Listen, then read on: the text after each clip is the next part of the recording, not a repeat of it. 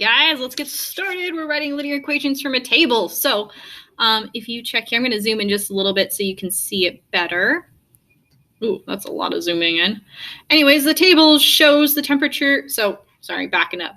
So we've been working really hard on writing a linear equation from 1 point, 2 points, and just in different contexts. And so we're kind of putting all that together now to write a linear equation from a table. And so remember, a table is just a collection of points. It's basically the same thing we've been given, but now we're given a lot of points and we have options. So let's jump to it. The first example shows the table of a fish tank during an experiment, and we need to find, so if you notice, we're looking at in the hours and the temperature in that fish tank. So we need to find the linear equation of the data. So one of the things I'm going to look at is, what am I given? Well, remember, the y-intercept is the y value when x equals 0. So if I look at my table, this is the first thing I'm going to acknowledge, is that when x equals 0, which is right here, my y value is 82. So that's my y-intercept. So I'm going to just say I know so far. Usually we're given the slope, but in this case, I'm given the y-intercept. So I know b is equal to 82. Notice that it's the y value, or the temperature when x equals 0. So b is equal to 82. So now I need to write my linear equation. So usually we would put it into point slope form and solve that way. But because I'm given b, I'm actually just going to use the slope formula to find the slope, because that's the only thing I'm missing. So to use the slope formula, remember, it's y2 minus y1 divided by x2 minus x1. So in this case, it's going to be 80 minus 82 divided by 1 minus 0. And so I'm going to go ahead and set that up. M is equal to 80 minus 82, because again, y2 in this case is 80. 82 is y1 over x2 minus x1, which is 1 minus 0.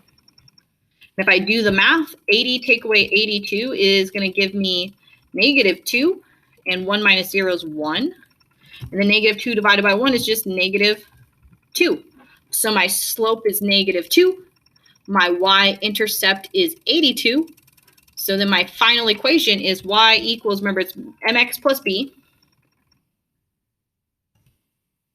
And I have my m, which is negative 2. I have my b, which is 82. So my final equation is just y equals negative 2x plus 82.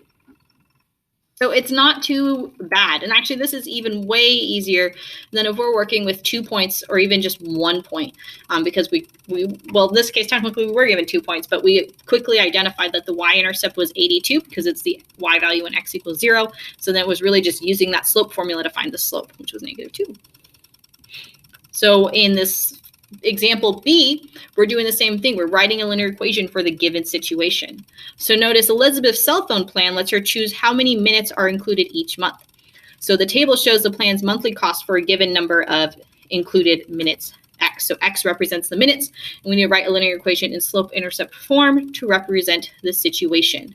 So on this one, I'm not given my y-intercept because x is not equal to 0 at all in here. And I'm not given my slope, so I need to find both of them. So for this one, I am going to use point slope form, which is what we've been working with. But remember, to use point slope form, first I need to find the slope. So m is equal to, well, again, we're doing y2 minus y1 over x2 minus x1. So y2 is 20. So 20 minus 14 is just the second y value in the table, subtracting the first, and x2 minus x1 is 200 minus 100. 20 take away 14 is 4. Or sorry, 6. I can do math, right? And then 20 take away 100 is 100. So we're looking at 6 over 100, which is just the decimal 0.06. Okay, so 6 cents. Or 6 cents per minute, right? So then if that's our slope, I need to find my equation in point slope form. So using point slope form, I'm going to do y minus, remember it's y minus y1 equals m parentheses x minus x1. So using the information, I'm going to use that first point and plug it into point slope form. So I'm going to have y minus 14 equals 0.06 x minus x1's 100. Y minus 14 equals 0.06 parentheses x minus 100. I just put it, the first point, into point slope form. Now I'm going to use the distributive property or my math rainbows. Multiply that 0.6 in. And when I do that, I end up getting y minus 14. Oops, too many.